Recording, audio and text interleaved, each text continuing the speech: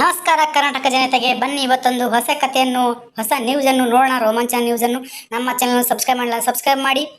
ಅಣ್ಣ ತಂಗಿ ನಡುವೆ ಅಕ್ರಮ ಸಂಬಂಧಕ್ಕೆ ಅಡ್ಡಿಯಾದ ತಾಯಿಯನ್ನೇ ಕೊಂದ ಕಾಮುಕರು.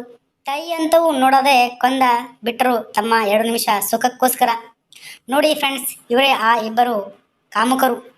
ಇವರಿಗಿದ್ದ ನೋಡಿ. ತುಮಕೂರು ಕೊರಟಗೆ ಪಟ್ಟಣದಲ್ಲಿ ಜನವರಿ 30ರಂದು ಮಹಿಳೆಯೊಬ್ಬರು ನೀರಿನ ಸಂಪಗೆ ಬಿದ್ದು ಮೃತಪಟ್ಟ ಪ್ರಕರಣಕ್ಕೆ ಸ್ಫೋಟಕ ತಿರುವು ಸಿಕ್ಕಿದೆ. ಮಹಿಳೆಯ ಸಾವು ಆಕಸ್ಮಿಕವಲ್ಲ, ಮಗಳೇ ಹೆತ್ತವಳನ್ನು ಕೊಂದಿದ್ದಾಳೆ. ಅಣ್ಣನ ಜತೆಗೆ ಇದ್ದ ಅಕ್ರಮ ಸಂಬಂಧಕ್ಕೆ ಅಡ್ಡಿಯಾದ ತಾಯಿಯನ್ನೇ ಕೊಂದು ವಿಕೃತಿ ಮೆರೆದಿದ್ದಾಳೆ. ಪೊಲೀಸ್ ತನಿಖೆಯಲ್ಲಿ ಇವರಿಬ್ಬರ ಲವ್ವಿ ಡವ್ವಿಯನ್ನು ಬಯಲಾಗಿದೆ. 2 ನಿಮಿಷ ಸುಖಕ್ಕೋಸ್ಕರ ತಾಯಿಯಂತೂ ನೋಡದೆ ಕೊಂದು ಬಿಟ್ಟಿದ್ದಾರೆ. ಅಣ್ಣ ತಂಗಿ ಸಂಬಂಧಕ್ಕೆ ಇವರು ವಿಷ ಆಗಿದ್ದಾರೆ.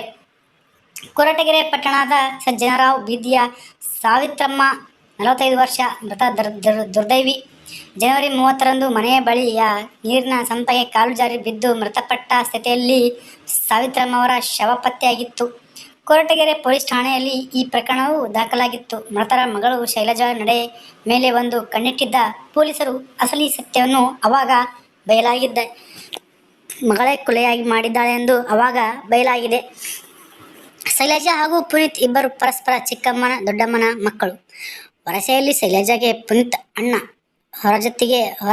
ಹೊರಜಗತ್ತಿಗೆ ಇವರಿಬ್ಬರು ಅಣ್ಣ ತಂಗಿಯಂತೆ ವರ್ತನೆ ಮಾಡುತ್ತಿದ್ದರು. ಆದರೆ ಮನೆಯೊಳಗೆ ಅನೈತಿಕ ಸಂಬಂಧದಲ್ಲಿ ತೊಡಗಿದ್ದರು. ಇವರಿಬ್ಬರ ಅಹಸ್ಯ ನಡೆ ತಿಳಿದು ಗರಂ ಆದ ಪುನೀತ್ ಹಾಗೂ ಅವರ ತಾಯಿ ಮತ್ತು ಶೈಲಜಾ ಹಾಗೂ ಅವರ ತಾಯಿ ಬುದ್ಧಿ ಹೇಳಿದರು. ಅಣ್ಣ ತಂಗಿ ಸಂಬಂಧದ ಬಗ್ಗೆ ಹಾಗೂ ಬಾಂಧವ್ಯದ ಬಗ್ಗೆ ತಿಳಿ ಹೇಳಿ ಇನ್ನೊಮ್ಮೆ ಇಂತಹ ಅಹಸ್ಯಕ್ಕೆ ಕೆಲಸಕ್ಕೆ ಬಗ್ಗೆ ಯೋಚಿಸಬೇಡಿ. ಇನ್ಮುಂದೆ ನೀವಿಬ್ಬರು ಪರಸ್ಪರ ಮೀಟ್ ಮಾಡಬೇಡಿ ಹಾಗೂ ಕಾಲ್ ಮೆಸೇಜ್ ಕೂಡ ಎಲ್ಲವೂ ಬಂದ್ ಆಗಲಿ. ನೀವು ಮೀಟ್ ಆಗಕೂಡದು ಎಂದು ಇಬ್ಬರಿಗೆ ತಿಳಿಸಿ ಹೇಳಿದರು.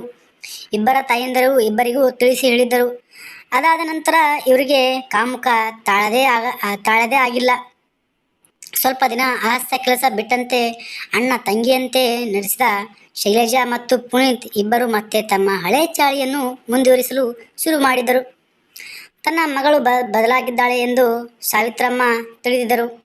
ಈಗ ಮಗಳು ಬದಲಾಗಿದ್ದಾಳೆ ಎಂದು ಸಾವಿತ್ರಮ್ಮ ತಿಳಿದು 2022ರ ಜನವರಿ 29ರ ರಾತ್ರಿ ಶೈಲಜಾ ಮನೆಗೆ ಪುನೀತ್ ಬಂದಿದ್ದ. ಸಾವಿತ್ರಮ್ಮ, ಶೈಲಜಾ ಹಾಗೂ ಪುನೀತ್ ಮೂವರು ಒಟ್ಟಿಗೆ ಊಟ ಮಾಡಿದ್ರು. ಪುನೀತ್ ಅದೇ ಮನೆಯಲ್ಲಿ ಅವತ್ತು ರಾತ್ರಿ ಮಲಗಿದ್ದ. ಈ ವೇಳೆ ಸಾವಿತ್ರಮ್ಮರ ಕೊಲೆಗೆ ಪುನೀತ್ ಮತ್ತು ಶೈಲಜಾ ಸ್ಕೆಚ್ ಹಾಕಿ ಬಿಟ್ಟರು. ಇಬ್ಬರು ಮಧ್ಯರಾತ್ರಿ ಸಾವಿತ್ರಮ್ಮರ ಕತ್ತು ಹಿಸುಕಿ ಕೊಂದೇ ಬಿಟ್ಟರು.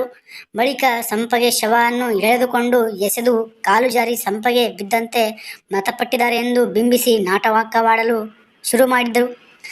ಅವರು ಅಂದುಕೊಂಡ ಹಾಗೆ ಸಾವಿತ್ರಮ್ಮ ಸಾವಾಗಿತ್ತು, ಕಾಲು ಜಾರು ಬಿದ್ದದ ಎಂದು ನಟಿಸುತ್ತಿದ್ದರು.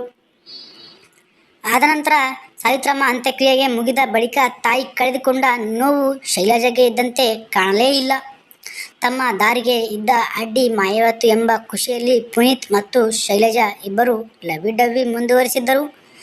ಇದನ್ನು ನೋಡಿದ ಪೊಲೀಸರು ಅನುಮಾನ ಬಂದು ಇವರಿಬ್ಬರು ವಿಚಾರಣೆ ನಡೆಸಿದಾಗ ಕೊಲೆ ರಹಸ್ಯ ಬೆಳಕಿಗೆ ಬಂದಿದೆ. ಇವರಿಬ್ಬರು ಪೊಲೀಸರನ್ನು ಇವಾಗ ಬಂಧಿಸಿದ್ದಾರೆ. ನೋಡಿ ಫ್ರೆಂಡ್ಸ್, ತಮ್ಮ 2 ನಿಮಿಷದ ಸುಖಕ್ಕೋಸ್ಕರ ತಮ್ಮ ತಾಯಿಯ ತಂದೆಯ ಇದೇ ಥರ ಕೊಂದು ಹಾಕೋದು ತಪ್ಪು. ಅಣ್ಣ ತಮ್ಮದ ಸಂಬಂಧ ಬಗ್ಗೆ ಇವರಿಗೆ ತಿಳಿವೇ ಇರಲಿಲ್ಲ. ತಮ್ಮ ಸುಖಕ್ಕೋಸ್ಕರ ಏನು ನೀಲಿ ಚಿತ್ರವನ್ನು ನೋಡೋದು, ಈ ಥರ ಮಾಡೋದು ನಮ್ಮ ಕನ್ನಡದಲ್ಲಿ ದಿನೇ ದಿನೇ ಜಾಸ್ತಿನೇ ಆಗುತ್ತಿದೆ.